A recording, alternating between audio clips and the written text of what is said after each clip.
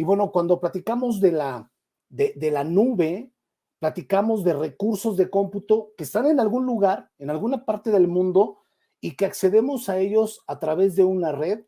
Esta red típicamente es Internet, por lo cual, si para conectarnos a la propia nube nosotros necesitamos redes, pues este tema que vamos a ver hoy por supuesto tiene muchísima relevancia.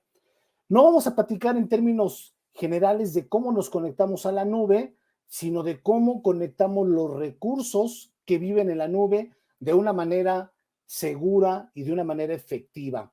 Y bueno, para esto vamos a platicar un poquito acerca de qué es una red de cómputo. Una red de cómputo es un concepto que podríamos decir es sumamente sencillo. Es conectar dispositivos electrónicos que procesan información entre ellos. ¿Y por qué les digo dispositivos electrónicos que procesan información? Porque ustedes son sumamente jóvenes, pero hace muchos años, cuando iniciaba el cómputo y se crearon las primeras redes para conectar dispositivos, los dispositivos que conectábamos eran computadoras. En realidad, incluso el término de network era computer network, que es red de computadoras, pero hoy en día nosotros no solamente conectamos computadoras, ustedes están conectados ahorita probablemente desde una computadora, están utilizando una aplicación que consume un servicio que se llama Google Meet, que se utiliza a través de Internet, y ustedes están, hay alguien que hace su trabajo, mencioné, escuché a Eli que lo mencionaba, algunos de ustedes puede ser que estén en la escuela, puede ser que estén en sus casas, algunos puede ser que no me estén viendo con una computadora, puede ser que lo estén haciendo desde una tableta, desde un teléfono inteligente, y, y no solamente conectamos este tipo de dispositivos, que aquí entre nos, déjenme decirles que una tableta y un smartphone en realidad es una computadora, tiene exactamente la misma arquitectura que una computadora, solamente que son dispositivos mucho más pequeños, que están orientados a un uso muy particular, pero tienen, al igual que su computadora, tienen un procesador, tienen memoria, tienen un mecanismo de almacenamiento, tienen una interfaz de red. Por eso es que ustedes pueden conectarse desde sus tabletas a Internet y pueden estar viendo las redes sociales, pueden estar viendo videos en YouTube, pueden estar mandando correos con Gmail y pueden hacer todas las cosas que ustedes hacen con sus dispositivos electrónicos. Pero les decía, no solamente conectamos hoy computadoras, ni ese tipo de dispositivos, conectamos, dice Cosme, tienen GPU. Bueno, hablando de GPUs, ¿saben qué dispositivos electrónicos tienen GPUs? Muchos de ustedes los tienen en su casa, las consolas de videojuegos. Y las consolas de videojuegos también se conectan a Internet para que ustedes puedan jugar en línea, para descargar juegos del store de juegos. Pero no solamente eso, conectamos refrigeradores, conectamos automóviles, conectamos sensores, cámaras de video, sensores de temperatura, sensores de movimiento, un montón de dispositivos que están conectados entre sí para compartir información. Entonces, hoy en día, cuando hablamos de Internet, Internet es una red de cómputo, por supuesto, es la red más grande que existe en el mundo, la red pública más grande que existe. Sin embargo, ¿cómo es posible que nosotros nos podamos comunicar desde nuestras casas o desde cualquier lugar donde estemos y poder garantizar que la información llega desde donde la estamos enviando al destino que la queremos enviar? ¿Sí? Bueno, para eso, todos los elementos de una red necesitan tener un identificador, algo que los pueda ubicar como un elemento único dentro de esta red, y ese identificador se llama dirección IP. IP significa Internet Protocol. Podríamos decir que Internet Protocol justamente es el protocolo que le da nombre a la Internet, y es el mecanismo que tenemos hoy en día para poder identificar cualquier elemento de la red y poder hacer esta comunicación. Dice Ryderix, saludos desde el gym. Bueno, espero que tengas audífonos, porque si no se van a aburrir tus compañeros o van a voltear y te van a ver feo. Si hay algún interesado, bueno, pues ya le compartes el audio. Ahora, nosotros hoy en día, en general, utilizamos una versión de IP del protocolo Internet Protocol, que es la versión 4, IPv4. IPv4 es un protocolo que nos dice que cualquier elemento de una red tiene una dirección IP y esa dirección IP está formada por 4 números. Este número, si nosotros lo viéramos en binario, está formado por 8 bits, por lo cual, seguramente ustedes ya lo saben, esto es un byte. Es decir, es un número que en decimal puede ir desde 0 hasta 255. Por lo tanto, nosotros podemos tener direcciones IPs donde estos números son máximo 255. ¿Ok? Hay otra versión de IP, que es la versión IPv6, no está totalmente en uso. Hay algunas organizaciones que ya lo están utilizando, sin embargo, todavía no está totalmente distribuido en Internet. En algunos años la vamos a utilizar. Y la razón de esto, la razón de que exista IPv6, es porque si nosotros queremos saber cuántos dispositivos pueden estar conectados a una red con este protocolo, tendremos que multiplicar 255 por 255 por 255 por 255. Y nos daremos cuenta que tenemos por ahí de como 4,000 más o menos direcciones IPs posibles, que no son suficientes para los miles de millones de humanos que tenemos nosotros en el mundo. Entonces, por eso existe IPv6, para que tengamos una cantidad de direcciones IPs mucho, mucho más grandes, ¿ok? Bueno, ahora bien, espero no aburrirlos con esos conceptos, pero es importante que entendamos el contexto. Nosotros hoy en día conocemos el Internet y para conectarnos a Internet puede ser que lo hagamos desde nuestra casa, ¿sí? En nuestra casa nosotros tenemos un aparatito que seguramente está junto a la televisión, en algún mueble, y en ese aparatito nosotros, que lo conocemos como el módem o el ruteador, bueno, ese aparato es muchas cosas, no solamente es módem, también es ruteador, también es un DHCP server y hace muchísimas cosas. Y una de las cosas que hace es algo que comentó por aquí alguien en el chat, José Manuel Gómez, dice, otra solución es el NAT. Efectivamente, José Manuel, una manera de poder aprovechar esa cantidad limitada de IPs es tener un concepto que se llama Network Address Translation, que es este mecanismo que mencionas de NAT, que básicamente lo que nos permite es que una red que es privada, como por ejemplo la red que ustedes tienen en su casa, se pueda conectar a Internet y que pueda utilizar solamente una dirección IP pública, una dirección IP que se conoce en Internet, pero que sean varios dispositivos los que están conectados. Ustedes pueden ver en esta imagen que tenemos conectados a Internet no solamente casas, también tenemos conectadas empresas, como por ejemplo Google. Google tiene muchos centros de datos que están conectados a Internet. Por eso es que nosotros desde nuestras casas podemos utilizar Gmail, podemos utilizar Google Drive, podemos utilizar YouTube sin ningún problema. Y hay muchas empresas como por ejemplo donde trabaja la persona que mencionó que estaba en su empresa, están conectados también a Internet y es por eso que ustedes desde sus trabajos, los que trabajan, pueden enviar correos del dominio de su empresa hacia cualquier correo de cualquier persona que tenga acceso a Internet. ¿Ok? Entonces, nosotros tenemos, por un lado, que conectamos dispositivos y tenemos redes que pueden ser privadas y redes que pueden ser públicas, como lo es Internet. ¿Ok? Para esto, déjenme platicarles que nosotros tenemos algunas categorías o algunos rangos de direcciones IPs que son especiales, ¿sí? Y estos, por ejemplo, que les muestro en la pantalla, son rangos de direcciones IPs privadas.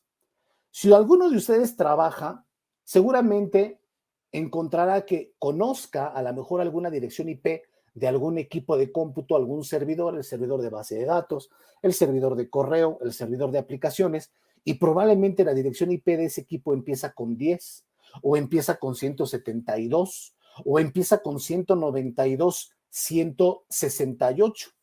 Es más, si ustedes abren una ventana de comandos en su computadora, o una terminal, si ustedes utilizan Linux, por ejemplo, en su computadora, y ustedes ponen ipconfig, es un comando que les va a mostrar información de su red y van a encontrar una dirección IP y no se espanten, no piensen que los estoy observando, pero la dirección IP de su computadora empieza con 192.168. Probablemente 192.168.0.20, o por ejemplo 192.168.100.5. Cosme, por ejemplo, dice que él está utilizando Linux. Podrías utilizar ifconf en lugar de ipconfig. ¿Por qué sé que su computadora empieza con estos dos números? Bueno, porque es el rango de IPs que utilizan todos nuestros proveedores de servicio de Internet para configurar ese aparatito que ustedes tienen en su casa, probablemente junto a su computadora, y que es el que distribuye las direcciones IPs de todas las computadoras o los dispositivos electrónicos que tienen ustedes conectados a su casa. Sí, su televisión inteligente, sus tabletas, sus computadoras, sus teléfonos celulares, sus microondas, refrigeradores o cualquier dispositivo de red que ustedes tengan conectados a Internet en su casa. ¿Ok? Entonces, cuando ustedes vean una dirección IP que comienza con estos números 10, 172 o 192, 168, es una dirección IP de una red privada. ¿Qué significa eso? Que esa red, esa dirección solamente se puede comunicar dentro de esta red de área local que tenemos definido. Por ejemplo, no importa si ustedes me pusieran la dirección IP que tienen en su computadora ahorita, esa dirección IP que empieza con 192, 168, no importa que la pongan en el chat. No hay manera que nosotros desde Internet podamos llegar a esa dirección IP en su casa. Porque, ¿qué creen? Nosotros también tenemos una dirección IP local que solamente vive en el lugar donde estamos, en nuestra casa o en nuestra oficina. Lo mismo sucede con las empresas que tienen una red privada, donde tienen dispositivos que tienen una dirección IP que se parece a esto. ¿Ok? Bueno, ahora bien, tenemos nosotros un concepto que se llama máscara de red, y este concepto es importante porque es el mecanismo como nosotros vamos a definir cuáles van a ser los números que forman parte de la dirección IP de cada uno de los elementos de nuestras computadoras, ¿ok? Y esa submáscara de red también está formada por 4 números, esto en IPv4, por supuesto, con 4 números que también son bytes, es decir, que son números que empiezan desde el 0 hasta el 16, y por supuesto en una computadora, ustedes ya lo saben, que lo único que la computadora realmente entiende es binario. Nosotros podemos representar el número ya sea en decimal o en binario, como lo maneja la computadora. ¿Ok? Ahora, ¿qué significa esto? Observemos estos dos ejemplos. Nosotros tenemos una submáscara de red aquí que es un diagonal 24. ¿Qué significa eso? Lo que significa es que los 18 números que están aquí como unos son números que van a estar fijos, ¿sí? Y los únicos números que van a variar son estos otros 8 ceros y unos. Dicho de otra manera, lo que me está diciendo es que cuando yo tenga una red, esa red va a tener un identificador, que es una dirección IP, y de esa dirección IP, los 3 primeros números, acuérdense que una dirección IP en IPv4 son 4 números separados por un punto, los 3 primeros son constantes y solamente cambia el último. Les voy a poner un ejemplo. Regresemos aquí a esta red, la 10.0.0.0. Si nosotros le ponemos una submáscara diagonal 24, significa que todos los recursos de la red van a empezar con 10.0.0. Ahora, si yo tengo una submáscara diagonal 16, significa que estos 16 primeros unos van a estar fijos. Estos 2 primeros números decimales van a estar fijos y van a variar estos 2 de acá. ¿Ok? Ahora, ¿eso por qué es relevante? Bueno, lo que nos dice es que si yo utilizo una submáscara diagonal 24, yo puedo tener una red que tiene hasta 256 dispositivos conectados a esta red. Déjenme decirles algo. La red que ustedes tienen en su casa es un diagonal 24. Ustedes pueden tener conectados hasta 256 dispositivos en su casa. Si ustedes tienen más de esos teléfonos, más de esas computadoras, porque tienen muchos dispositivos que se conectan a Internet, va a haber algunos que no se van a poder conectar al mismo tiempo a Internet. Ahora, si ustedes, por ejemplo, trabajan en una empresa que tiene más de 250 empleados, pues una máscara de red diagonal 24 no es suficiente, por lo cual necesitamos que tenga mayor capacidad. Y un diagonal 16, observen que tenemos hasta más de 65,000 dispositivos que se pueden conectar a esta red. Como ustedes observarán, entre más entre más pequeño es este número, mayor es la cantidad de dispositivos que se pueden conectar. Ahora, si ustedes no saben de aritmética de direcciones IPs, no se preocupen. En Internet, ustedes busquen en Google Search, en el buscador de Google, IP Calculator, y les va a mostrar una calculadora de cuántos nodos pueden tener ustedes en una red si le ponen diagonal 20, 22, diagonal 28, diagonal 16, y con eso pueden saber de qué tamaño puede ser la red dependiendo de la submáscara. Y ustedes dirán, y Guillermo, ¿por qué nos está platicando de esto? Ya me estoy perdiendo. Íbamos bien con que se podían conectar refrigeradores a Internet, pero esto de aritmética de direcciones IPs, de máscaras de red, de diagonales 16, me estoy perdiendo. No se preocupen. Lo único que deben de saber es que este es un mecanismo para que nosotros podamos definir una red privada y podamos asignar direcciones IPs a los elementos de esa red, y ahorita lo vamos a ver en vivo y en acción, no con esos slides, sino en la plataforma de nube de Google, ¿ok? Entonces, para poder hacer eso, tengo que platicarles de otra cosa. Cuando nosotros conectamos dos dispositivos en una red, nosotros necesitamos que cada dispositivo tenga una dirección IP. Por ejemplo, este nodo, el nodo A, tiene la dirección IP 192.168.0.4. Y este otro nodo, el nodo B, tiene la dirección IP 192.168.0.5. Observen que son diferentes las direcciones IPs. Tienen que ser diferentes porque si no, el universo colapsaría. No habría manera de poder comunicar una computadora con otra, un dispositivo electrónico con otro, porque habría duplicidad. ¿Ok? Imagínense que hubiera otra persona en el mundo que tuviera la misma dirección donde ustedes viven. Y no me refiero a las personas que viven en su casa. Imagínense que hubiera otra casa que tuviera exactamente la misma dirección, misma calle, mismo código postal, mismo número exterior, mismo número interior. ¿Qué sucedería? Que puede ser que una persona, que ustedes compren algo por internet y se lo entreguen a otra persona que tiene exactamente su misma dirección. Entonces, las direcciones no deben de duplicarse porque si no, habría un problema de colisión. No sabríamos de dónde, a dónde enviar la comunicación. ¿Ok? Pero ahora, hay otra cosa importante.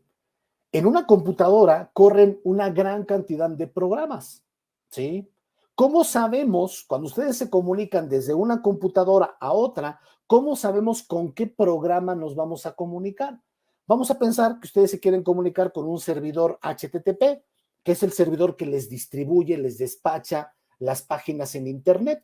Bueno, ese servidor tiene, o ese equipo de cómputo tiene un software que despacha esas páginas de Internet, pero puede ser que tenga otros programas. Es más, podríamos apostar que ese equipo de cómputo tiene otros programas. Entonces, ¿cómo sabe la computadora a quién entregarle la comunicación que viene desde otra computadora? Para eso tenemos algo que se llama puertos.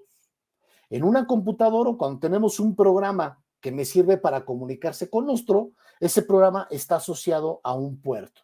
Y en esta tabla que hay aquí, hay una cantidad de puertos que son conocidos porque en estos puertos típicamente las empresas configuran este tipo de software. Por ejemplo, en el puerto 2021 generalmente se utiliza el data transfer del FTP server. En el puerto 22 lo utilizamos para conectarnos de manera remota con un sistema operativo que vive en una computadora que esté en algún otro lugar. el 23 para Telnet, que hace algo parecido, pero no está cifrada la información, por lo tanto es menos seguro que SSH. Tenemos, por ejemplo, también el puerto 25, que se utiliza para envío de correo electrónico, el puerto 80, que se utilizan los servidores HTTP, etcétera, etcétera, etcétera. Entonces, hay una cantidad de puertos que son conocidos porque en estos puertos típicamente se instala este software que está aquí. Y eso es lo que representa esta imagen, ¿ok? Ahora bien, déjenme mostrarles ahora algo que puede ser interesante para ustedes, ¿sí? Cuando nosotros trabajamos en una red física, nosotros tenemos que crear esa red utilizando algunos dispositivos de red, switches, ruteadores, firewalls. En los dispositivos que queremos conectar debe de haber una interfaz de red. Esa interfaz puede ser una interfaz física donde conecte yo un cable, o puede ser una interfaz inalámbrica, como por ejemplo Wi-Fi, y tengo que unir todos estos dispositivos con algún medio, por ejemplo, cable, o utilizando el aire, etcétera, etcétera. Ahora, cuando yo me voy a la nube, si yo quiero crear una red en la nube, ¿necesito yo llevarme estos dispositivos a la nube? La respuesta es no. No tenemos que llevarnos nada, porque nosotros, Google, que somos proveedores del servicio de Google Cloud, nosotros ya tenemos un montón de infraestructura distribuida en diferentes partes del mundo.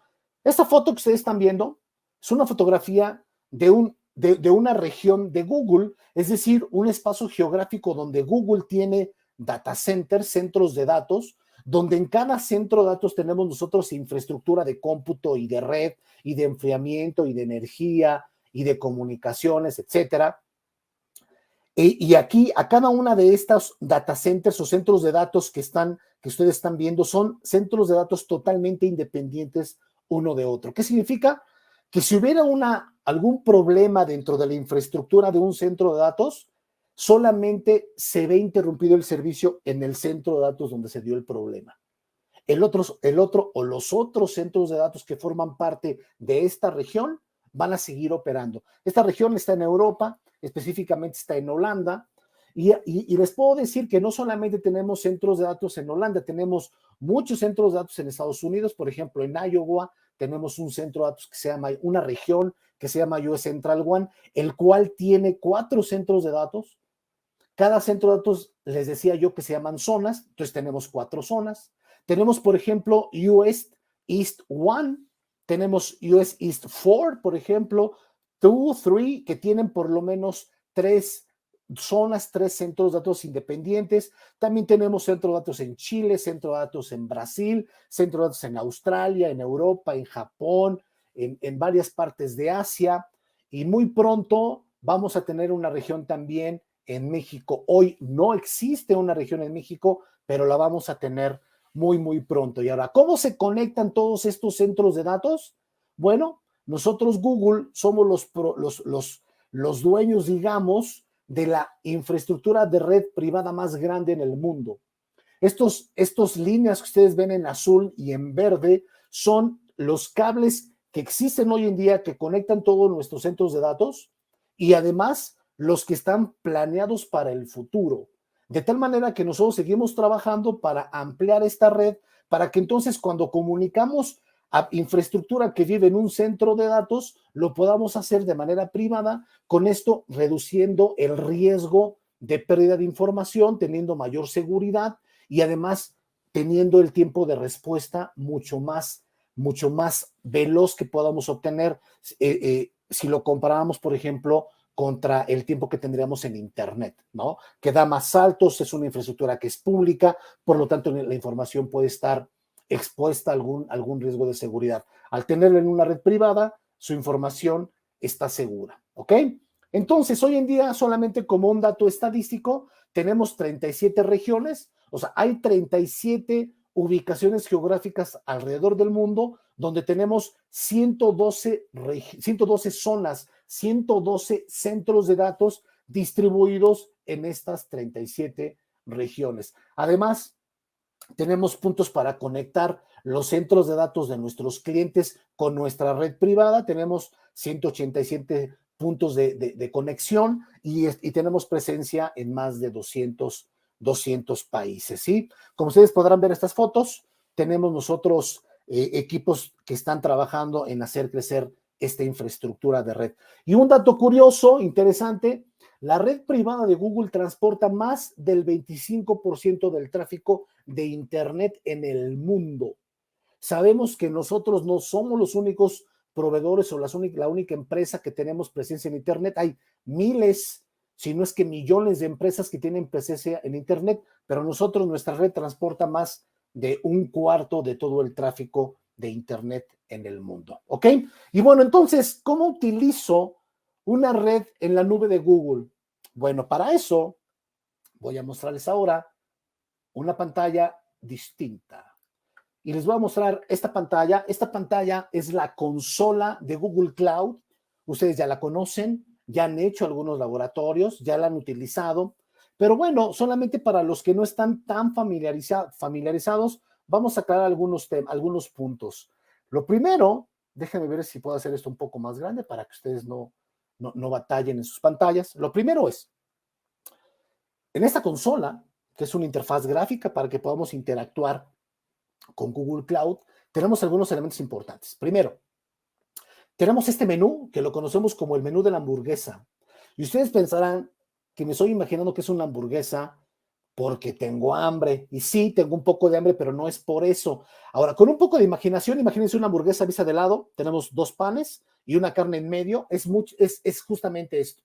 ¿Sí? 2 piezas de pan con una carne en medio. Por eso decimos que es el menú de la hamburguesa. Si yo le doy clic aquí, me aparecen varias opciones. Yo tengo fijas varias de ellas. Pero si busco algo que no está aquí, puedo darle más productos y aquí tengo mucho más cosas, de las cuales vamos a pensar, por ejemplo, que yo quiero utilizar AlloyDB, que es una base de datos muy, muy poderosa, y yo quiero tenerla en mi menú fija. Le puedo dar clic a este pin, clic, y en automático, ahora en mi menú, en mis primeras opciones, aparece esta opción del menú. También le vuelvo a dar clic, le digo que lo quite, le dé un pin, y entonces ya no aparece ahí. Entonces, como ustedes verán, yo utilizo mucho estos servicios, por eso los tengo fijos.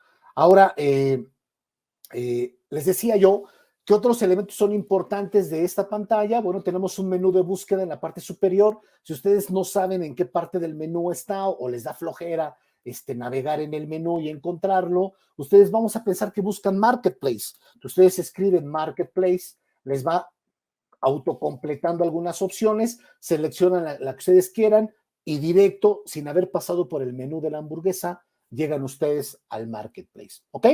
Entonces, otro elemento importante es este selector. Este selector me permite seleccionar los proyectos en los que yo estoy trabajando. Típicamente, cuando ustedes hacen un laboratorio, ustedes entran a la plataforma, les abre una sesión donde tienen un solo proyecto, por lo tanto esta lista no les es muy útil porque solo tienen un proyecto, pero nuestros clientes que tienen muchos proyectos pueden utilizar este selector para poder encontrar el proyecto que andan buscando. Esa parte también es importante. Y quizás otra cosa que es sumamente importante es este icono que está en la esquina superior derecha, que tiene este simbolito es un cuadrado que tiene un símbolo de mayor que y un guión que asemeja a un prompt, un cursor, ese puntito que prende y apaga en sus computadoras cuando abren una sesión, una terminal o una ventana de comandos. Y esto es para que yo le pueda dar comandos a la plataforma de Google. Entonces, si yo le doy clic, me va a abrir una interfaz que se llama Cloud Shell, que es una maravilla. A mí me gusta mucho utilizar la línea de comandos para que yo pueda interactuar con la plataforma de nube de GCP utilizando comandos, que a veces es mucho más fácil, más rápido cuando ya tienes el comando para hacer algo de lo que tú quieres hacer, ¿ok? Pero ahora, ¿qué sucede si no quieren utilizar Cloud Shell? Ahorita lo voy a dejar por acá abajo un rato, porque les quiero mostrar algunas cosas. Lo primero, en el menú de la hamburguesa, tenemos nosotros esta opción que se llama VPC Network. Una VPC es Virtual Private Cloud,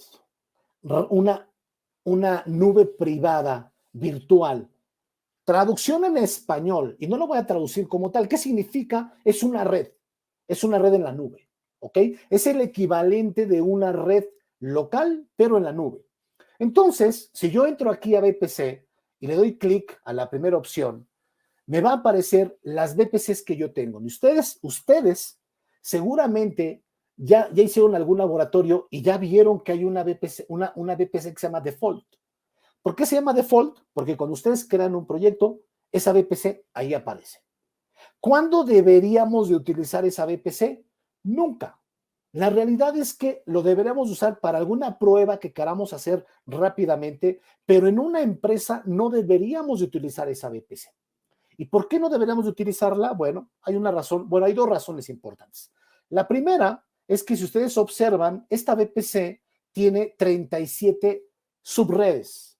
¿Qué significa eso? Bueno, lo que significa es que en el mundo tenemos 37 regiones. No sé si recuerdan, les mostré esa estadística. Nosotros podemos crear una subred, una red específicamente, digamos, para esa región. Cuando nosotros usamos la VPC por default, hay una subred para cada una de las diferentes regiones que hay en GCP. Observen, hay 37. Hay en Europa, hay en Sudamérica, en Australia, en Asia, en Estados Unidos. Entonces, lo primero que sucede es, cuando ustedes, si son los administradores de red y quieren revisar esto, ven esto, se van a espantar, van a decir, Dios mío, pero ¿por qué tengo tantos recursos? ¿Por qué tengo recursos en US West One, que es Oregon, si yo no despliego recursos ahí? Entonces se hace la vida más complicada. Esa es la primera situación. Pero la situación más complicada es que si ustedes observan, ¿se acuerdan que hace rato platicamos de las máscaras de redes? Aquí cada una de estas redes ya tiene asignado un direccionamiento IP. ¿Eso qué significa? Me voy a enfoquémonos en US Central One. US Central One es una región que está en Iowa, ¿sí? En el centro, más o menos al centro del país de Estados Unidos. Y me dice que tengo un direccionamiento 10.128.00 diagonal 20. ¿Qué significa eso? Significa que cuando yo creo una máquina virtual, un equipo de cómputo, un servidor, digamos, en la nube, la dirección IP que va a tener va a empezar con 10.128. Eso es lo que significa, o eso es lo que implica, ¿ok? Y si yo la creo en Europa del Oeste 1, que no recuerdo cuál es, creo que es Londres, creo que está en Inglaterra, pero no apostaría mi vida, creo que está ahí, no despliego cosas en Europa típicamente, pero si yo lo desplegara ahí, el equipo de cómputo tendría una dirección 10.132. Iniciaría con eso. ¿Quieren ver si es cierto? Vamos a hacerlo. Me voy a ir al menú de la hamburguesa, me voy a ir a Compute Engine, que seguramente ustedes ya hicieron eso, ¿sí? Y ahorita les voy a platicar qué diferencia hay entre VPC y VPN. Vuelvo a crear una máquina virtual. Voy a crear la máquina LNX02. Y ustedes observen lo que hay aquí. ¿Qué me dice? Yo puedo seleccionar la región y la zona. Hace rato yo no le cambié ahí y no le cambié pues a propósito para que ustedes no vieran que yo lo podía cambiar. Por default, por defecto, mi configuración está asociada. Emiliano, es una muy buena lógica la tuya, porque es el más cercano, es muy cercano, pero eso no es la razón. La razón es que mi perfil de G-Cloud tiene configurado US Central One como mi región preferida, ¿ok? Entonces, si yo cambio mi perfil, que es cosa que se puede hacer, me va a sugerir una distinta, la que yo tenga por default, pero lo puedo cambiar. Entonces, yo puedo irme, por ejemplo, a Carolina del Sur, que es US East One, y observen cuántas zonas tenemos nosotros en US East One. Tenemos 3, la zona B, C y D. Ah, no lo queremos ahí, queremos irnos a Sudamérica, a Santiago de Chile. Santiago de Chile, yo selecciono la máquina virtual, bueno, la región, y selecciono la zona A, B y C. Pero hay otra cosa interesante. Voy a cambiar a la máquina E2 Micro. Yo no sé si ustedes se acuerdan cuánto nos costaba la máquina virtual hace rato. Yo hasta se los dije. Les dije, miren, qué barato, solo voy a pagar $7.11 por esa máquina virtual. Sin embargo, esta misma máquina virtual que tiene la misma capacidad, en En Chile me cuesta $10.17. Ah, caray, a ver, ¿eso qué significa? Me voy a regresar, para el que no se ha dado cuenta, a US Central One y vamos a ver el precio. Me cambio nuevamente a US Central One y me da 7.11. ¿Eso qué significa? Ustedes deben de estar pensando, entonces, dependiendo de la región, ¿puede variar el precio? Y la respuesta es sí. Hay regiones que tienen precios más altos, que tienen precios más bajos. ¿Por qué es eso? Hay varios factores. Uno de ellos, por temas fiscales de los gobiernos, de las ubicaciones geográficas en donde están estos centros de datos. Entonces, una de las cosas que nuestros clientes hacen para decidir qué centro de datos van a utilizar, no solamente es qué tan cercano está a mi compañía, sino también la región que me da el mejor precio. Yo puedo cambiar, regresando a este tema, yo puedo cambiar el sistema operativo que tengo que asociar. Y luego, esta pestaña que pareciera oculta, que dice opciones avanzadas, Advanced Options, se expande. Siempre que vean esa flechita hacia abajo es que ahí hay algo oculto, hay que ampliarlo. Y esa es opción de networking, donde yo puedo hacer varias cosas. Yo puedo ponerle etiquetas, yo puedo asociarle etiquetas a mis máquinas virtuales para que esas etiquetas después ya las puedo usar para configurar cosas, como por ejemplo reglas de ruteo o como por ejemplo reglas de firewall, para permitir o no que yo me pueda comunicar con esa máquina virtual. Hace rato no le puse yo ninguna etiqueta a la máquina anterior, le voy a poner una. Le voy a poner también la etiqueta HTTP server, es decir, le puedo poner varias etiquetas sin ningún problema, ¿ok? Como no tengo configurado nada que haga uso de esas etiquetas, ahorita no me sirven absolutamente de nada, pero ahorita van a ver cómo nos van a servir. Uno, para un tema de acceso, de seguridad, y otro, para que pueda yo exponer un servicio hacia Internet, ¿ok? Y ustedes observan las interfaces de redes. Yo tengo una interfaz de red que está asociada a la red default. ¿Por qué está asociada a la red default? Por una simple y sencilla razón. Es la única que tengo. No tengo más. Si yo tuviera otra red que no fuera la default, una que yo creé con otro nombre personalizada, aparecería ahí. Pero ahorita solo tengo una. Ahora, ¿qué pasa si yo tengo varias VPCs, varias redes? Yo le doy clic a esta lista y me aparecen todas las VPCs que yo tengo. Solo aparece una, repito, porque solo tengo una. ¿Ok? Y luego me preguntan la subred, pero en la subred en automático está seleccionada esta, que es 10.182.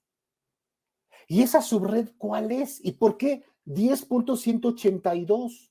¿Alguien se acuerda de la dirección IP de la primera máquina virtual? Era 10.128. Este es 10.182. ¿Por qué? Bueno, la razón es muy simple. ¿Se acuerdan que yo le cambié la región? Le quité US Central One y dejé Las Vegas, US West 4. Entonces, cuando yo cambio la región, en automático la subred no puede ser la de esa región y tengo que cambiar. Entonces, si yo le cambio ahora a Virginia, observen cómo ahora la subred es la 10.150. ¿Ok? Que es la East 4. Vamos a dejarla ahí en East 4, que cuesta lo mismo exactamente que en Las Vegas, y le voy a dar crear. Bueno, en temas de seguridad, nosotros tenemos algunas características especiales que hacen que mi máquina virtual pueda tener algunos elementos. Por ejemplo, que pueda manejar una tecnología que se llama TPM, que pueda tener yo monitoreo de la integridad del kernel de la máquina virtual, que yo pueda tener un arranque seguro, con una tecnología de arranque seguro. ¿Qué es lo que tengo que hacer? Simplemente seleccionar esos checkboxes y con eso hago que mi máquina virtual sea mucho más seguro que si no lo tuviera, ¿no? Y le voy a dar crear y va a crearme ahora esta máquina virtual. Esa máquina virtual ahora no va a tener una dirección IP 10.128 porque está en una región distinta. Ahora va a tener una dirección IP 10.150. Muy bien. Bueno, ahora tengo dos máquinas virtuales y para que no tiremos a la basura este conocimiento que les di hace rato de abrir Cloud Shell, fíjense lo que voy a hacer. Voy a utilizar un comando que se llama SSH, G-Cloud Compute SSH, y voy a intentar comunicarme con la máquina virtual la primera que yo creé, que vive en la zona US Central One A, ¿ok? Y voy a intentar conectar, y le voy a dar aquí, enter. Me pide autorización para conectarse con la nube de Google, cosa que le voy a dar. Y no pasa nada. ¿Por qué no pasa nada? Bueno, por una razón muy sencilla. Nosotros no nos podemos comunicar con una máquina virtual en un proyecto nuevo, porque cuando ustedes crean un proyecto nuevo y nos vamos a la sección de redes, además de las VPCs que aparecen aquí, tenemos nosotros también este tab, esta opción del menú que se llama Firewall Rules. Las reglas de Firewall son reglas que permiten o niegan la comunicación entre equipos de cómputo. Y ahorita yo tengo negada la comunicación con esos equipos de cómputo. Hay dos reglas por defecto. Ustedes verán que no tengo ninguna regla aquí, pero por defecto hay dos reglas implícitas. Yo no puedo comunicarme con las máquinas virtuales que creé de entrada, ¿sí? El tráfico de entrada está negado, está rechazado, y el tráfico de salida de las máquinas virtuales está permitido. O sea, las máquinas virtuales, si ahorita se quieren conectar con Internet, lo pueden hacer, pero yo no puedo comunicarme desde fuera de esa máquina virtual a esa máquina, ¿ok? Entonces, rápidamente, lo que voy a hacer ahora es permitir el tráfico, ¿ok? Y entonces voy a poner una regla de firewall que se va a llamar, le voy a poner el nombre de la VPC que se llama default. Le voy a poner permite SSH, ¿ok?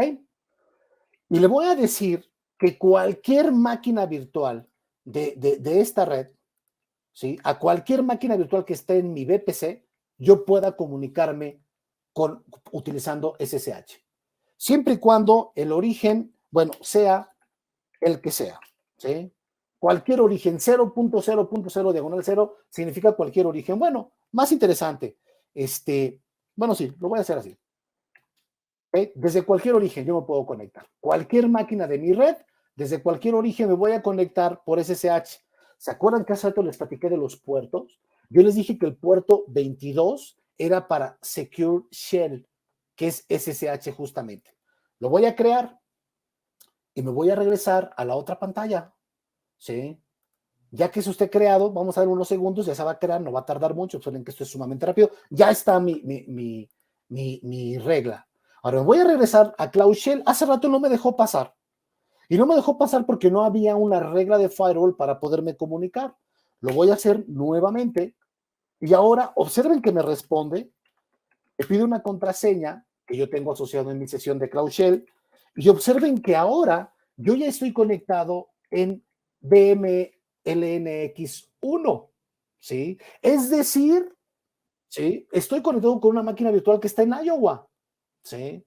Ahora, yo puedo, no sé, desde aquí voy a comunicarme a www.liverpool.com.mx, ¿sí? Que es un equipo que está fuera de mi red, ¿sí?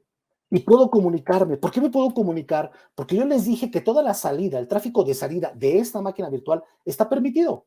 Lo que no estaba permitido es la entrada, ¿ok? Por lo tanto, yo puedo entonces hacer varias cosas. Yo podría, por ejemplo, actualizar los programas de mi sistema operativo, ¿no? Este es un Debian, por lo tanto utilizo un programa que se llama apt-get, le digo update y lo puedo hacer, ¿ok? Y me puedo conectar. Ahora, tenemos un tema, ¿sí? Yo, bueno, además, me voy a salir de aquí. Ahora me voy a conectar con otra máquina virtual, la máquina virtual 2, que no está en la zona US Central One. Si no se acuerdan en qué zona está, observen mi pantalla en la parte superior. Aquí dice US is 4 y también está en C, US is 4 C. Y le voy a dar Enter y me va a dejar conectar, porque la regla de firewall decía que yo me puedo conectar a cualquier máquina que esté conectada a mi VPC. Y tengo dos máquinas virtuales que están conectadas a mi VPC. Y nuevamente aquí estoy. Yo puedo actualizar el sistema operativo y ya vamos a terminar. no desesperen, 5 minutos más, ¿sí? Y vamos a terminar. Ahora, no solamente voy a actualizar el sistema operativo, voy a hacer otra cosa nada más ahorita que termine, para que ustedes vean qué fácil es podernos conectar incluso a través de Internet con un equipo de cómputo que creemos en GCP. ¿Ok? Bueno, ahora, yo voy a instalar un HTTP server. Este HTTP server se aloja en el puerto 80, va a escuchar el puerto 80. Y yo no me puedo conectar ahorita al puerto 80 porque no hay una regla de firewall que lo permite. ¿Ok? Por lo tanto, voy a necesitar crear otra regla de firewall. Pero antes de eso, voy a instalar un HTTP server que se llama Apache 2. ¿Ok? Ya lo instalé. Está en ese proceso. Se va a tardar unos cuantos segundos. Se está descargando todos los paquetes para actualizar mi sistema operativo y levantar el servicio y ya terminó. ¿Ok? Entonces acabo de instalar un HTTP server. Ahora voy a entrar a una ruta específica donde está algunos archivos importantes para mi HTTP server. Y voy a hacer algo sumamente fácil.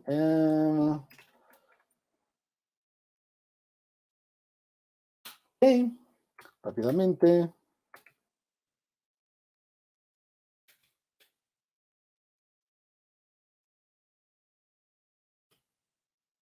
Estoy creando una página web muy sencilla, que además, como verán, tenía errores de ortografía. Dicen que las prisas no son buenos consejeros. Ahí está. Okay. Ahí está. Observen cómo yo, desde esta máquina, alguien hace puso la palabra localhost. Localhost es una palabra que hace referencia a mi propia computadora. Entonces, yo me estoy comunicando desde esta computadora que está en Virginia, me estoy conectando con ella misma y me está respondiendo. Dice, welcome, friends. Pero si yo quiero que ustedes se conecten a esta máquina, no lo van a poder hacer.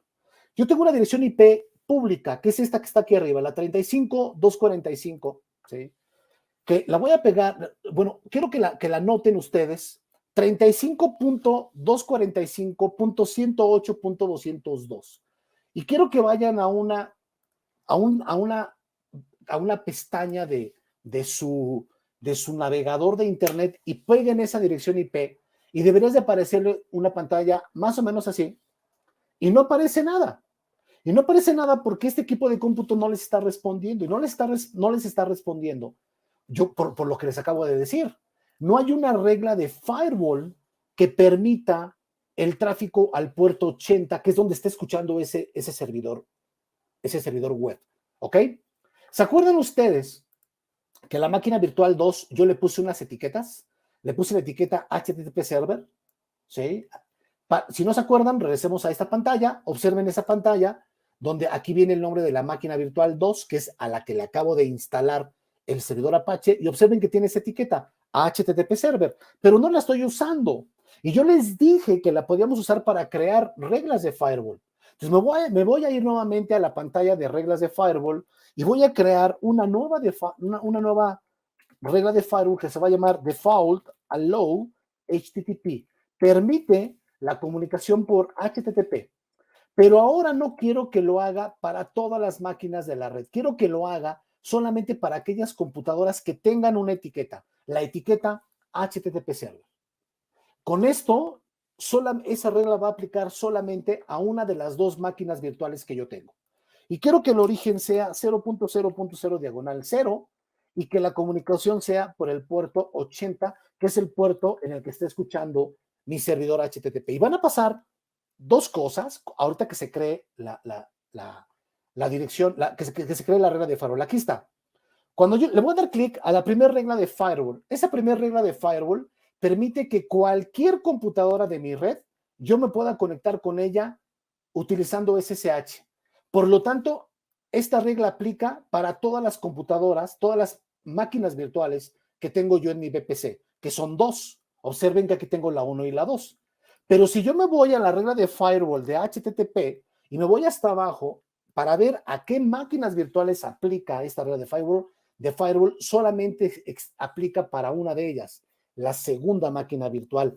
¿Por qué? Porque solamente esta máquina virtual tiene esa etiqueta. Y de esa manera ustedes pueden ver cómo aplican o no las reglas de firewall si ustedes le asocian una etiqueta. Y con eso espero que quede claro, que haya sido clara la explicación de para qué me pueden servir estas reglas, estos network tags, estas etiquetas de red.